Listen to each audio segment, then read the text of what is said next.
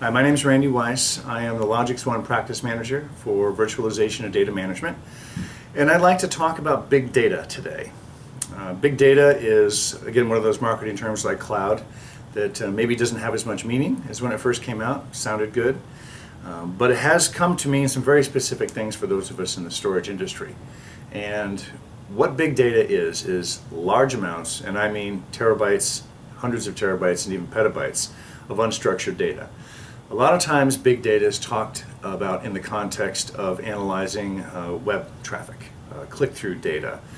Google is probably one of the best known names in these kind of analytics.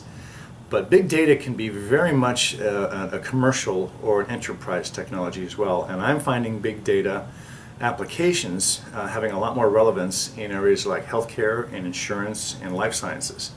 You have a large amount of data that is not in a database but needs to be analyzed. Or you have a large amount of data in a database that you need to analyze in a large data warehouse. Data warehousing technologies and business intelligence have traditionally, up until very recently, been the province of large relational databases. Expensive, very demanding, very high performance, often need dedicated infrastructure, which is terrific news for consulting and integrations firms like ours. However, it doesn't fit the business model of a lot of companies. And what they've done is they've taken their SQL databases where they store their data, and then they try to turn them into data warehouses. And absolutely kills the performance and blows capacity out of the water, and it's not an effective way to do things.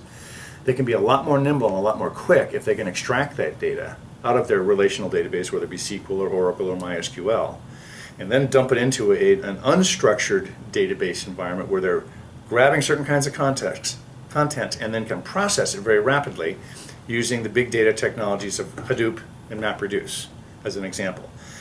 So VMware had a company called Pivotal.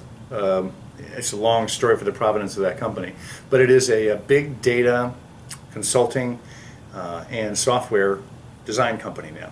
And they have lots of different technologies under their belt, but what really is interesting is that they can leverage some of the technology that EMC has bought over the years and some of the technology that VMware has bought or developed over the years, one of them being Greenplum.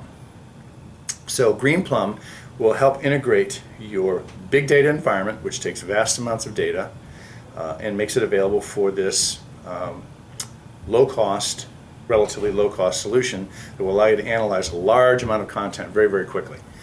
In ways that relational databases can't possibly do for the same kind of investment in infrastructure and design. And it'll pull the data out of the SQL databases, dump it into the MapReduce environment where Hadoop and MapReduce do their magic and process huge amounts of data very quickly.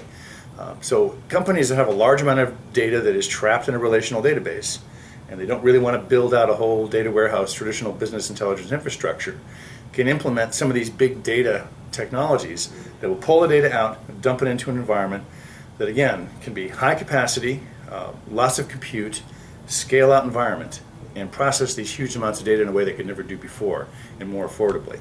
So a lot of technologies are in the background to make this work. Like I say, Hadoop and MapReduce are the two big open source initiatives that have provided the foundation for a lot of these big data analytics.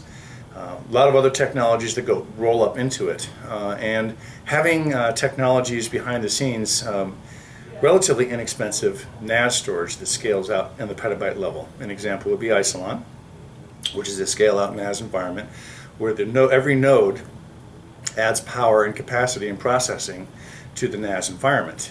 This is really good because Isilon uses the Hadoop file system as a protocol, and we will replace the namespace nodes where you're tracking all this data in a huge file system, and it'll replace the data nodes where you store all the data. And then all you need for your big data analytics is a series of compute nodes. So redundant array of independent nodes, lots of small boxes, but they're all connected into a large NAS environment.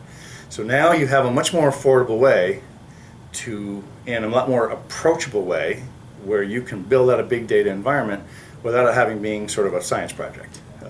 The big data scientists are thin on the ground. It's a growing field, very, very, very much in demand these days. But if you can buy off-the-shelf technology and combine it in new ways, and leveraging some of the new capabilities of big data analytics, it's a win for a lot of companies that couldn't ever have approached big data analytics affordably before.